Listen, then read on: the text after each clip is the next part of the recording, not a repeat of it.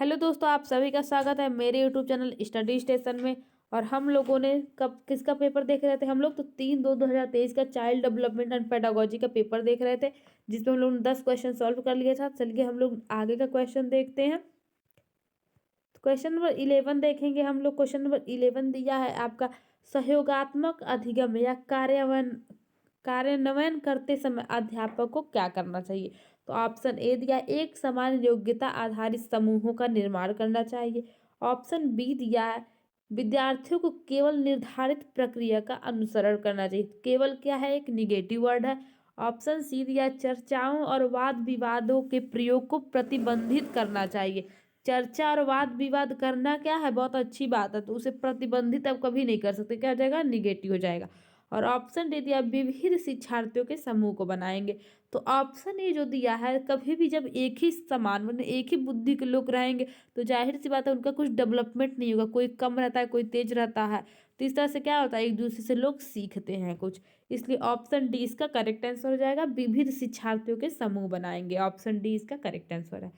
Next question है, कक्षा में क्रिकेट पर हो रही चर्चा में एक अध्यापक लड़कियों की अपेक्षा लड़कों को अधिक अवसर दे रहा है। ऐसा करके वह क्या कर रहा है?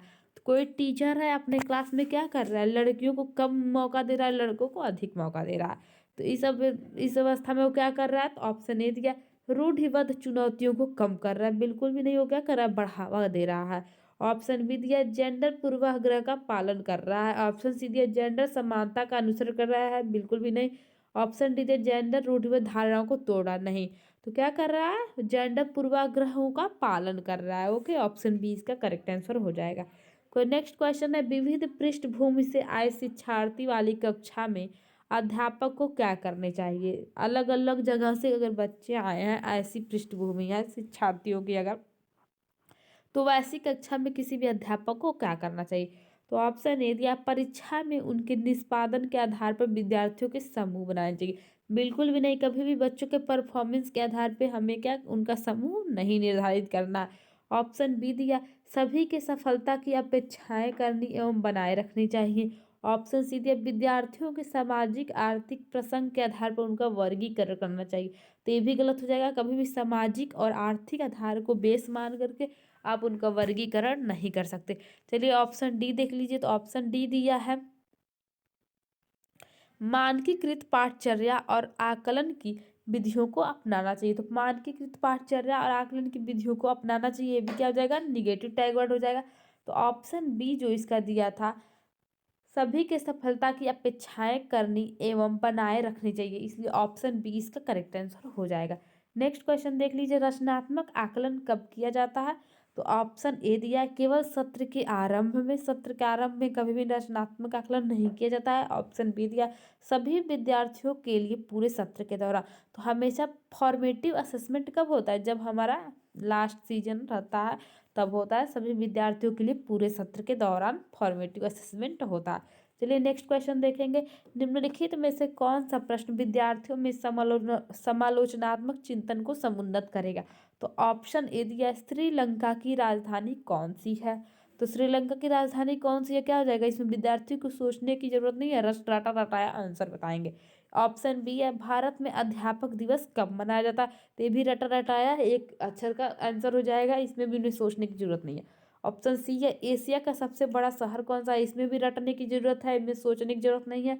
और ऑप्शन डी दिया, आप अपने शहर में पानी की कमी की समस्या किस प्रकार सुलझाएंगे? अगर आप बच्चे से क्वेश्चन करते हैं तो बच्चे को सोचना पड़ेगा, उसमें अपनी क्रिएटिविटी लाएगी और क्या करेगा, उसमें अपना थिंकिंग मतलब डेवलप करेगा। इस तरह से ऑप्शन डी इसका करेक्ट आंसर हो जाएगा।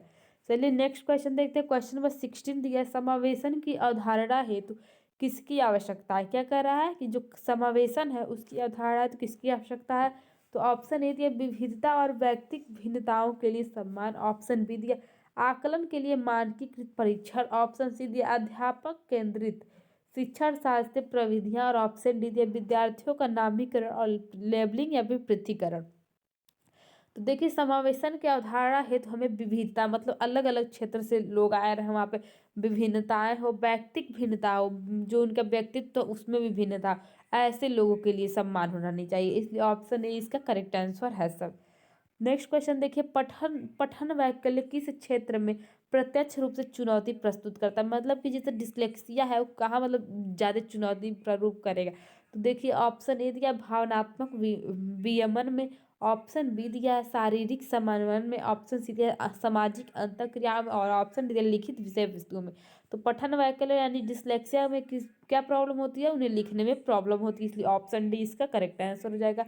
क्वेश्चन नंबर 18 देखिए, स्वालीनता यानी कि ऑटिज्म से अगर कोई विद्यार्थी ग्रसित है, तो ऑटिज्म से ग्रस्त विद्यार्थी हालांकि कुछ क्षेत्रों में विभिन्न चुनौतियों का सामना करना पड़ता है। जो ऑटिज्म से पीड़ित होते हैं क्या दूसरों से बातचीत करने में क्या होती है, उन्हें बहुत प्रॉब्लम होती है, ज़्यादा घुल मिल नहीं पाते हैं, ठीक है। तो उन्हें क्या करना पड़ता है, चुनौतियों का सामना करना पड़ता है, लेकिन उनके पास डैश का मजबूत पक्ष भी है। अध्यापक जिसका इस्तेमाल करके शिक्षण अधिगम प्रक्रिया में कर सकते हैं। तो जिनको ऑटिज्म की प्रॉब्लम होती है उनमें क्या खूबी होती है, तो क्या कर लेते हैं, वो सूक्ष्म विवरणों पर भी ध्यान देने लगते हैं, इसलिए ऑप्शन ए इसका करेक्ट आंसर होता है। करेक्ट आंसर इसका है ऑप्शन ए समय। चलिए नेक्स्ट क्वेश्चन देखेंगे।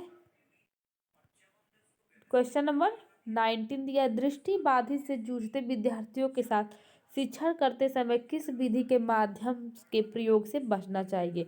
तो ऑप्शन ए दिया श्यामपट्ट पर लिखित विषय वस्तु की मौखिक रूप से व्याख्या करना, ऑप्शन बी दिया है स्पर्शग्राही मानचित्र देना, ऑप्शन सी दिया है सहायक उपकरणों की प्रयोग की अनुमति देना, और ऑप्शन डी दिया अधिगम में आकलन के लिखित परीक्षण लेना।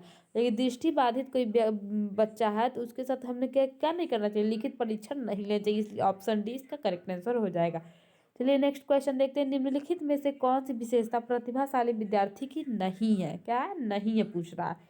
ऑप्शन ए दिया औसत से अधिक बुद्धि स्तर, तो ये तो विशेषता है। ऑप्शन बी दिया उच्च स्तरीय समस्या समाधान कौशल, ये भी प्रतिभाशाली विद्यार्थी की विशेषता है। ऑप्शन सी दिया कौशलों पर निपुणता प्राप्त करने के लिए उच्च स्तरीय अभिप्रेरणा, ये भी उन्हीं की विशेषता है। ऑप्शन डी दिया जानकारी को ग्रहण करने में धीमापन, जानकारी को ग्रहण करने में उन्हें धीमापन नहीं होता बल्कि बहुत ही फास्ट होते हैं, इसलिए ऑप्शन डी जो है वो प्रतिभाशाली विद्यार्थियों की विशेषता नहीं है। ऑप्शन डी इसका करेक्ट आंसर हो जाएगा।